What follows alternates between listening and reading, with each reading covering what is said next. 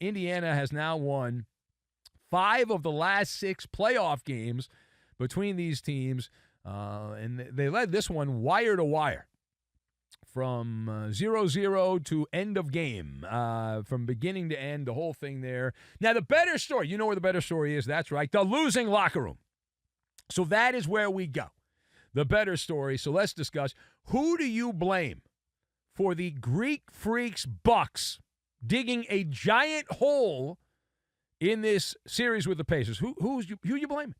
Who you blaming? So I've got Jukebox, Headliner, and Rubber Ducky.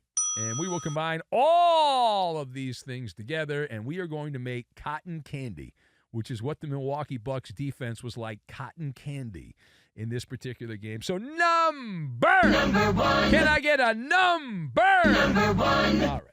A lot of blame, cheese curds to go around, and it's not so bad when you play in Milwaukee and you lose because cheese curds are delicious. So a lot of blame, cheese curds. Now, this Milwaukee team was manhandled in the early part of the game. They were absolutely manhandled. Now, they got back into the game, but they never fully recovered. Similar to what happened in that Laker-Minnesota game. Similar situation. Like the Lakers came out, jumped out, and Minnesota didn't play all that well, yet they worked their way back in. Milwaukee didn't play all that well. They were better offensively, and they worked their way back into the game. But for the most part, the defensive side of things, bad to the bone.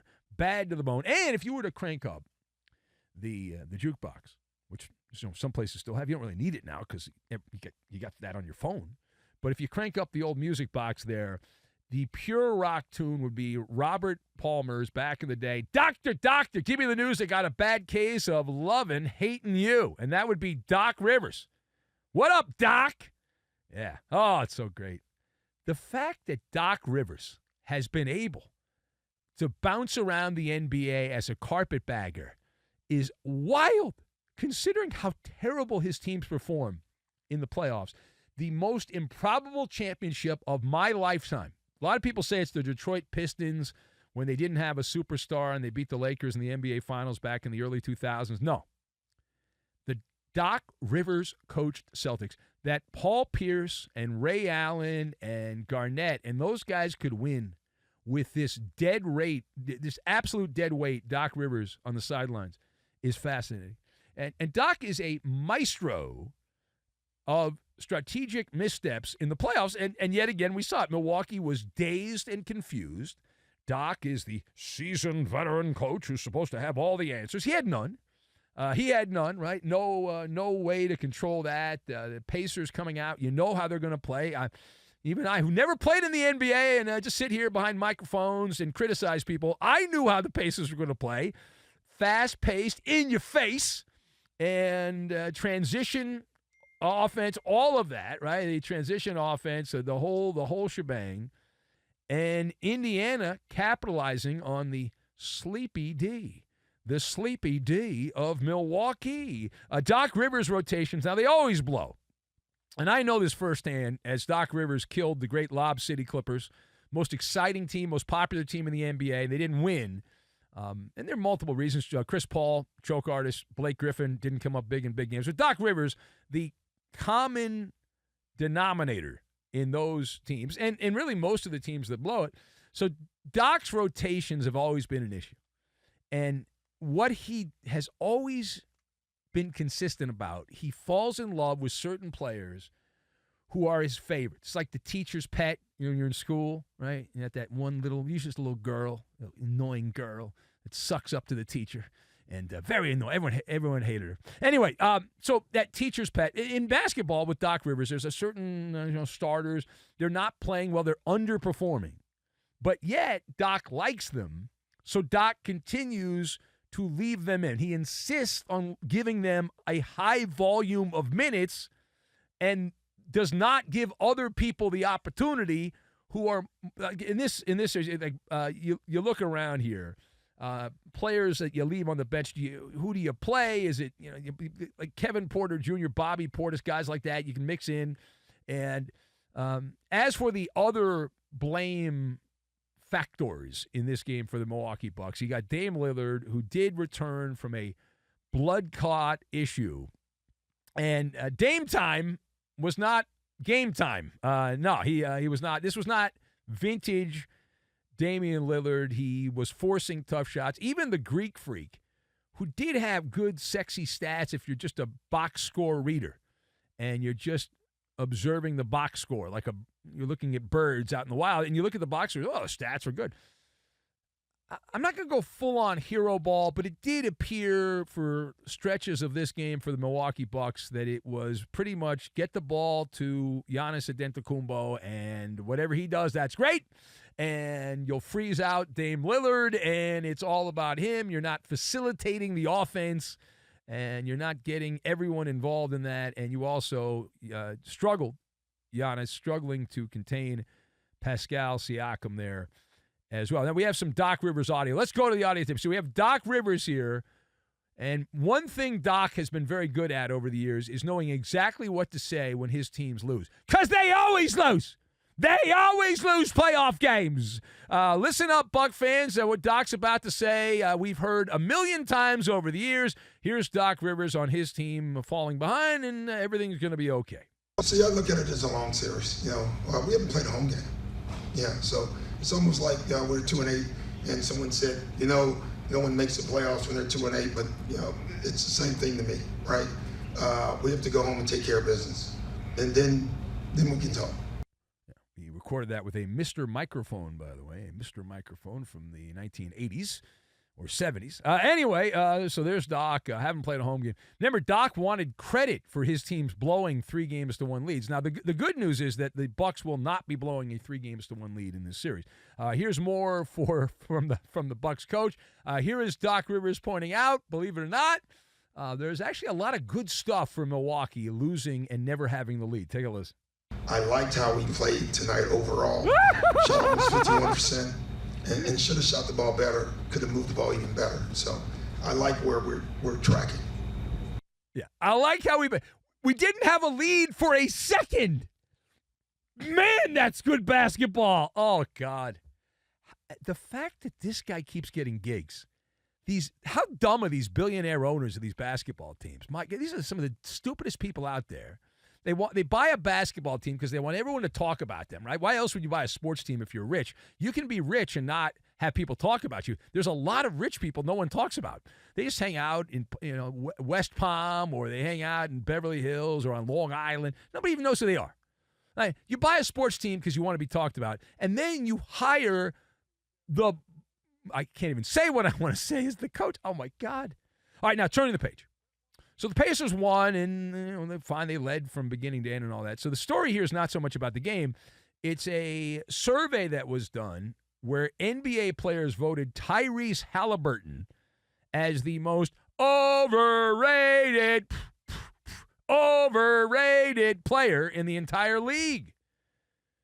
Now, I did see a spicy soundbite from Rick Carlisle, the coach of the team there in Indiana, who was defending his guy, cursing and getting all worked up. And he was worked into a lather. And there were other people running to defend Tyrese Halliburton. So the question is, you are voted by your peers, by the way. This is NBA players. This is not the media. This is not fanboys. This is the actual contemporaries of you. It's like if I was voted the largest gas bag by radio people, it would be amazing. So this led to a lot of anger. In fact, we have that audio. Here's Rick Carlisle. Listen to Rick Carlisle. Stand by your man here. Take a listen. I heard about this, and the other guys on the list were Jimmy Butler and Giannis. All right, and I want to see the guys' faces that voted those guys. I want to see the faces of those guys. All right, this is a poll. Not everybody even answered in the poll. Guys were able to answer if they wanted to. They were asked on camera or with a microphone. The whole thing's okay, and it's just it's really a shameful thing. It's just a shameful thing. Yeah. All right. So keep in mind that in the survey there are roughly 450 players in the NBA. 90 people responded. That is 20%. You know when they do presidential polling and they're like, hey, who do you think is going to be the president, team red, team blue? they don't survey 20% of the United States to decide who's going to win the election. So in many ways, Rick Carlisle is completely wrong. Now, listen, he's got skin in the game.